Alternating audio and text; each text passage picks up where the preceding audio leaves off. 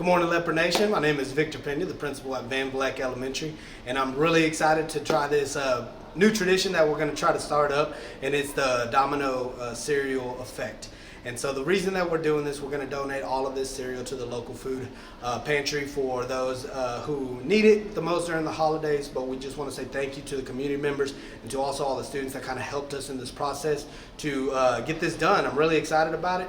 We had a total of 248 cereal boxes donated. So not all through the campus like we would want to, but we do want to make this bigger and bigger and bigger each year. So I just wanted to say thank y'all so much. We're going to record the video effect and we're going to have it posted so that everybody can see it. But just wanted to say thank you to the Leopard leaders. Thank you to all the teachers and sponsors for helping put this together, and all the students that donated, and especially the Vleck community. We thank y'all so much for everything, guys, and I hope y'all enjoy it. Thank you.